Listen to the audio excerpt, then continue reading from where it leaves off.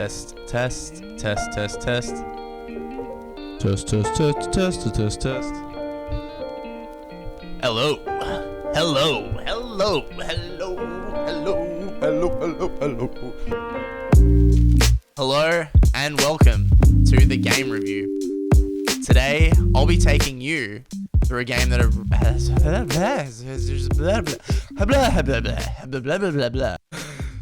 Hello and welcome to the game review. Today, I'll be taking you through a game that has recently caught my eye called Dreamscaper. Now, Dreamscaper fits into the action, indie, RPG, adventure genre. But the genre that it fits best into is Action Roguelite. Now, if you don't know what a roguelite is, don't worry, because I'll take you through that. So, sit back, relax, and enjoy while I show you the wonderful world of Dreamscaper.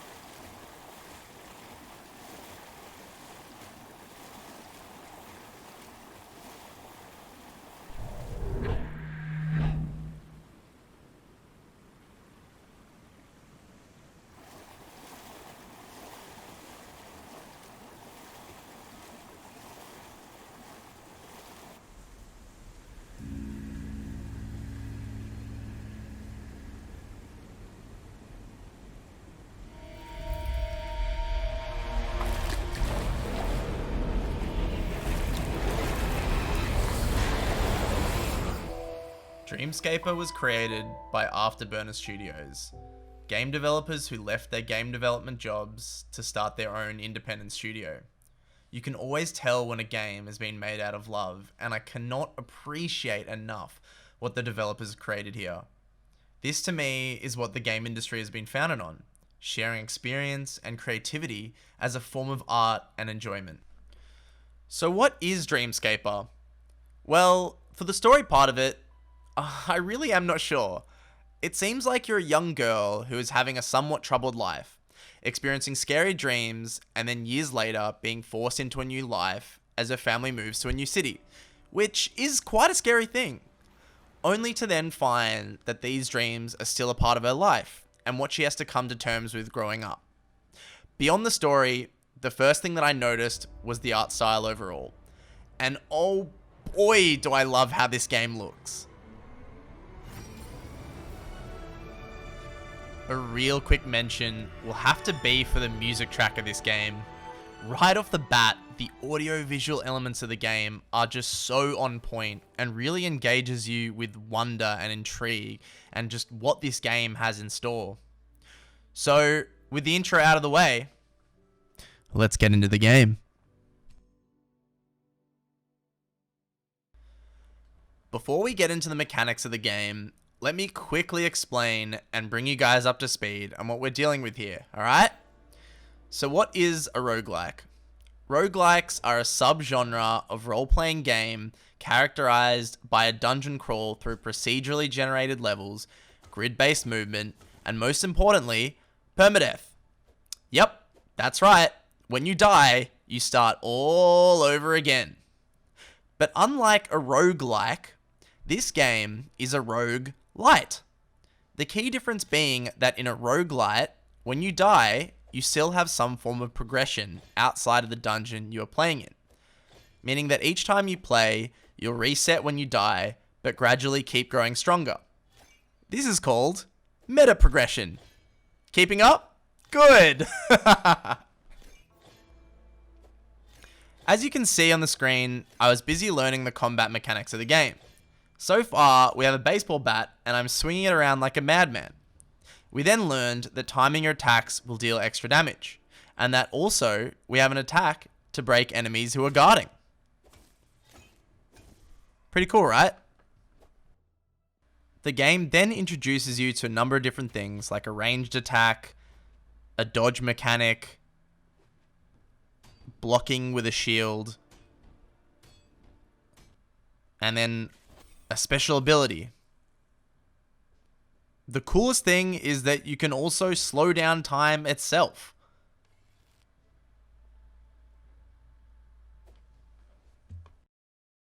So, with the tutorial out of the way, we're ready to play, right? Right? We know exactly what's going on? Yeah, sure. So, the game throws you into your first run.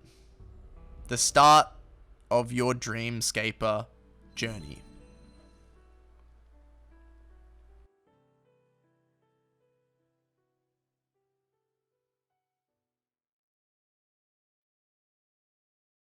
Okay, so now that we've got a good idea of the basics of what Dreamscaper is, what you can do in the game, the music, the art style, kind of bits and pieces of the story.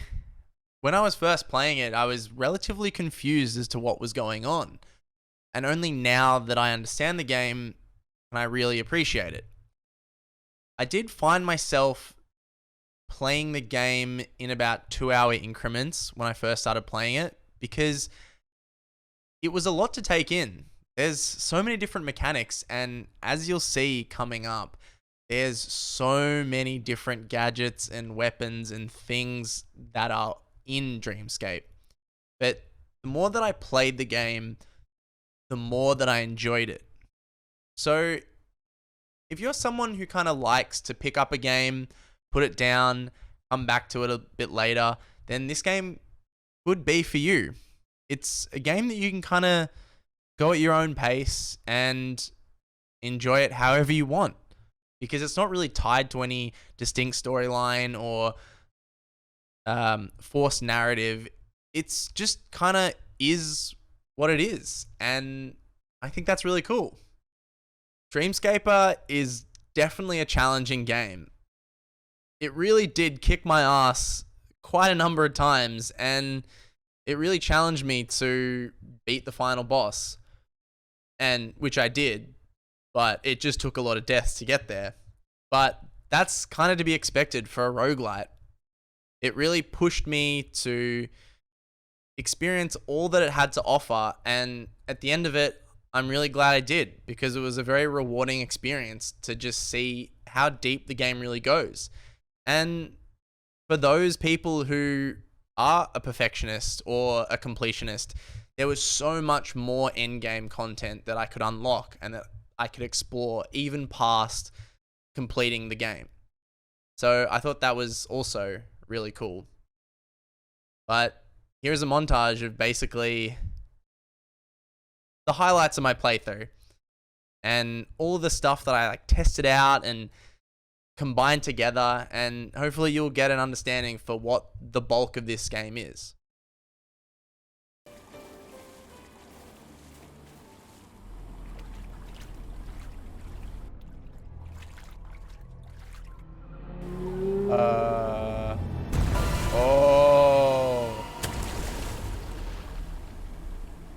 Oh shit. Oh shit. Ah! Oh, I blocked it. Nice.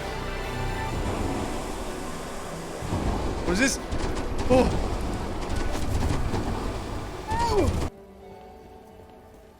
Oh, cool. What do we got? Ooh, speed. Dodge and triggers detonate. Oh, cool. Oh, shit.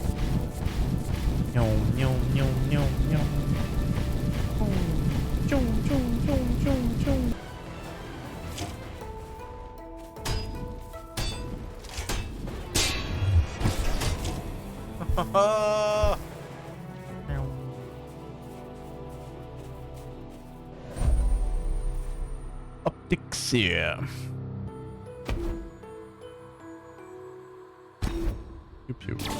What?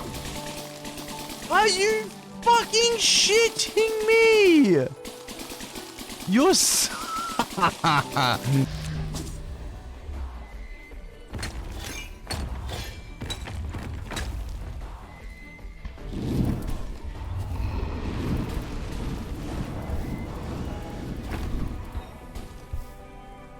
Cassidy, I trust you're familiar with the expression, the children are the future. Yes? Yeah. They're also the past. And I've been thinking about this keenly recently. This is short, after all. Oh, time is short, after all. Okay. Where are you going with this one, Bruce?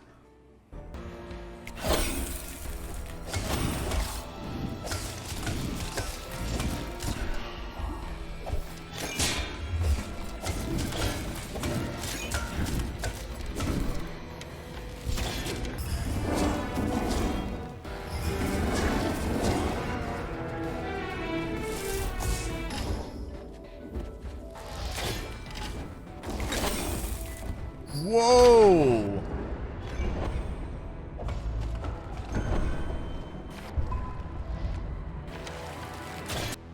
Reflect.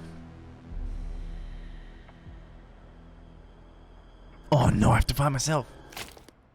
Oh shit. Oi, bro. Yo, chill.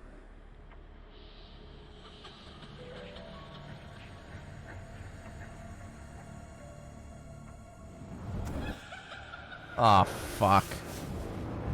Oh, this is some spooky shit. No, no, no. Oh my god, what the fuck is that? Oh god.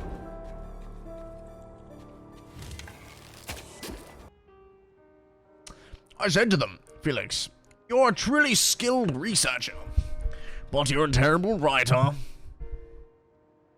I can ought to make heads and or tails of this paper, and it's in my own field.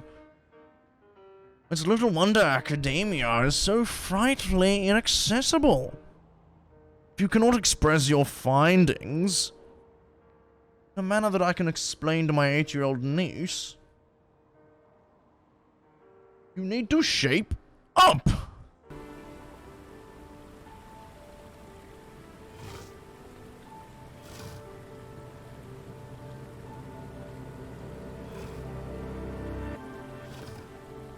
That one's one. Nice.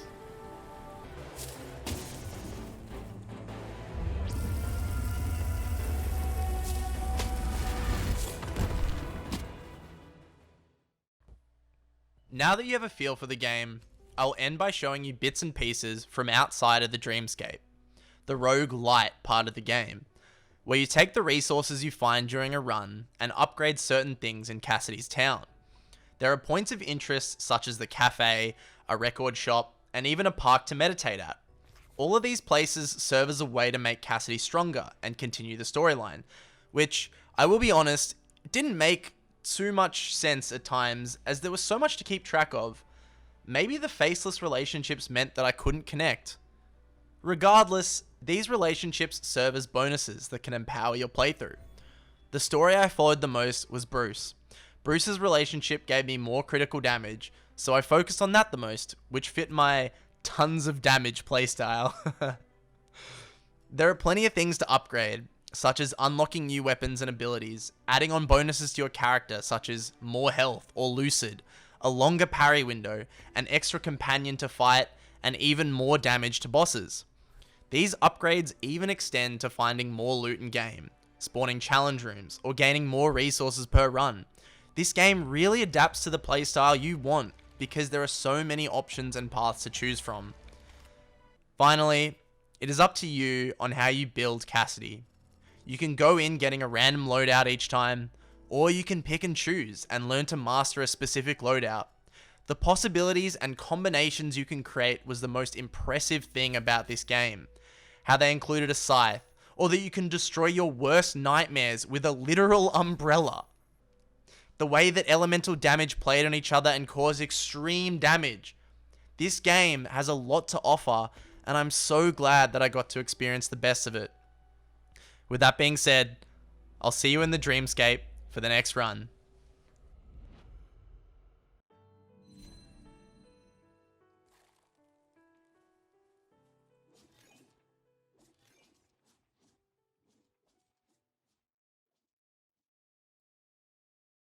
Well, there you have it.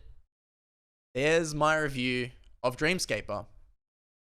I was going to go into a few technical things which I noticed in the game, but I don't really need to highlight it. I could give the game a score out of 5 or 10 or whatever it is. And I was thinking about, splitting the game into certain sections, but I don't think I really need to do it on this game review. The main thing is I'm highlighting all the positive things and all the good things that the game gave me as an experience. Because at the end of the day, there are a lot of games out there that I just don't see have any love. And I don't need to highlight those games at all. I just want to focus on the games that bring me joy, that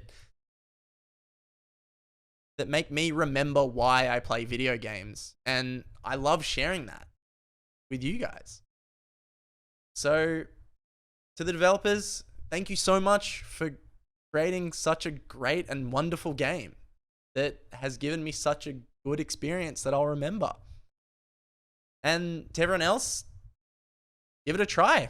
If you've never played a roguelike or a roguelite, then maybe this is the first game that could enter you into that world. Who knows? Whatever it is to you, thanks for watching. I've got a few more game reviews coming, and I'm really glad that I've started doing this. If you enjoyed it, thank you. And if you've got any feedback, feel free to let me know. But until next time, I'll see you then.